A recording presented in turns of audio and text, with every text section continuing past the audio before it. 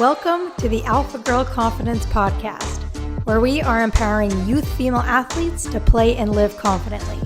My name is Shay Haddo, and each week I will bring you new episodes to teach you the strategies and tools that you need in order to live a confident, empowered life both on and off the playing field. Hey guys, what's up? And welcome back to the show. In today's episode, we're going to be talking about how to handle the highs and lows of confidence. So this was a question that was brought up recently in the Alpha Girl Collective, and it's something that I struggled with a ton when I was in my youth and even college career playing days. So what you have to understand with building confidence, with improving your mindset, with doing the mental work, is it's never going to be this straight, beautiful line of progress. There's going to be a lot of ups and downs. And I like to attribute my kind of experience as a roller coaster, a really up and down roller coaster that makes your stomach drop, right? You know, those roller coasters. Well, that's how my confidence journey was. So there was some days where I felt on top of the world, right? Some days I would be crushing it in practice and games. I'd feel great. And then other days I would really start to question myself. I would let that self-doubt come up. I'd be terrified to make mistakes. And I couldn't really pinpoint why I was having these highs and lows. But the thing that I that we'll really get to in these things is when that happened for me, when I got into my lows, I got really hard on myself. And it made it harder to get out of the lows. I was almost mad at myself and embarrassed that I was in a low point, right? And so that, like I said, just made it even harder to get out of that and start to progress. So let's get into how to deal with the highs and lows of confidence. So we're going to go through 3 ways in which you can deal with the highs and lows, in which you can go through the lows and not go down a rabbit hole of feeling bad about yourself. So way number 1, okay, when you start feeling low, give yourself some grace. Realize that you are exactly where you need to be. Like I said in my story, when I was in my low, I thought there was something wrong with me. I felt like I was behind. I thought like, oh, I got like this frustrated and this mad, and there was so much resistance to being where I was. But what I've learned with like the confidence journey is you're meant to be in those lows sometimes, because those lows can provide some awesome lessons. So when you're in the low, be nice to yourself. Realize that it's okay, and realize that that's exactly where you need to be to continue to improve. Otherwise, you're not going to learn the lessons that you need to learn. So you have to give yourself grace, and don't be hard on yourself when you're having those rough games. Don't be hard on yourself when you're starting to feel like you're not good enough. And if you're watching on YouTube, you can see my dog behind me. She's got her cone on because she hurt her paw. So cute. But that's number 1. All right. Number two is to realize and understand that with each dip, with each low comes massive growth. So this is a really, really big one, right? So if you can imagine kind of like a squiggly line, we're going up and down, up and down, up and down, right? But over time, we're still going up over time.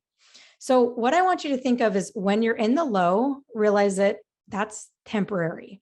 You're not going to be in a low forever. Eventually, you will climb out of that low and experience progress and experience a high.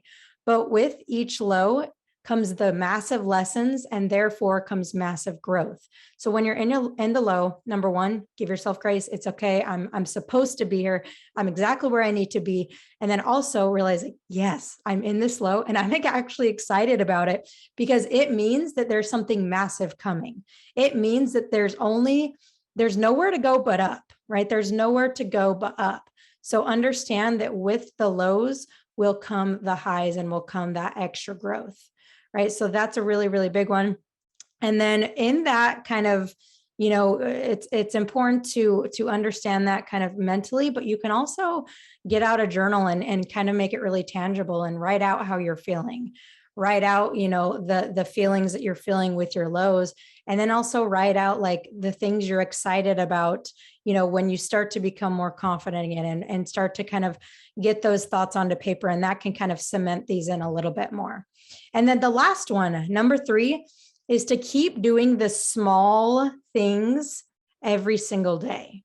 So what I mean by that is keep putting in the work every day, right? It's easy a lot of the time to, with the highs and the lows, actually, it's easy when we're in the lows to be like, you know what, this isn't working. Like, why even try? Like doing these journaling, doing the meditation, the visualizing, the self-talk, like that's not working. Like, look where I am. It can be easy to do that. And if you do that, it's going to be really, really hard to get out of the low. It's going to be like you're climbing up a muddy hill with socks on, right? Like slippery socks. It's not going to be easy. You're going to continue to dig yourself deeper and deeper if you stop doing the work. And then same thing with a high, honestly, right? Like how many times are we feeling so good about ourselves and we're like, you know what? I don't need to do anything. I'm just going to chill. I'm just going to just be here, right? But if you do that when you're at your high, you're also going to maybe not immediately, maybe in the next month or two, experience a dip, right? So number one is when you're in your low, don't stop doing the work because you'll just continue to dip. That's what you need to kind of get yourself out of the low, right? And then when you're at your high, also don't stop doing the work. Don't feel like, hey, I've done it, I've made it, I've arrived. Because with your confidence and with your mindset, you've never arrived. It's a lifelong journey. And make it fun. It's not this like horrible journey. It's like a fun journey, right? So for me, I work on it every single day. There's things I do right now. I'm meditating every single day for an hour as part of my, confidence, emotional resilience thing, right? To improve every single day. So no matter if you're in your lowest time or your highest time, you still have to continue to take the small steps. Not saying you have to go take these big steps and, oh, I'm in my low, so I have to go do all this crazy extra stuff. No, I mean, you can, but also just realize that one small step every single day, getting 1% better, like I talk about in my book, getting 1% better every single day can have massive, massive results. And realize that also those results are not going to happen. Let's say it's Monday and you're putting in the work. Those aren't going to show up necessarily on Tuesday, right? The results you put in now, they may not show up for a couple of weeks or a couple of months. And same thing, if you don't put in the work, the dip you experience may not be right away and may be a couple of weeks or a couple of months. So the results and the consequences sometimes take time to show up. All right, so let's go through those three things. Again, recap how to handle the highs and lows of confidence. Number one, give yourself grace. You have to start here. You have to realize that you're exactly where you need to be. Number two is to realize and understand that with each dip comes massive, massive growth. And number three is to keep putting in the small steps, keep progressing in little ways every single day. Okay. And I hope that helps you, and just realize that everyone goes through these dips, even the best athletes in the world. Serena Williams, I was watching a documentary, even at the height of her career, right? She goes through these lows. We all go through the lows of confidence. We all go through and we have these bad days and we experience these negative emotions, and that's okay. Be okay with that. Give yourself grace. Realize that there's massive growth coming up, and continue to put in the work. So I hope this episode helped you. If it did, please share it with a friend. And also, if you want continual help, mentorship, community to help you navigate the highs and lows of confidence, and also just help you continue to level up your play, your confidence on and off the field, then I invite you to book a one-on-one call with me where we'll chat. We'll chat with your daughter. So if you're a player listening, get your parents to go listen to this and have them book a call. We'll chat and figure out what it is that's holding you back in your sport and your life with your confidence. And I'll offer some ways in which I can help, offer some resources, and see if I can personally help you. So the link to book that call will be in the show notes below. But again, I hope this episode helped you. Remember that you're not alone. It's an everyday process, and make it fun. All right. See you next week.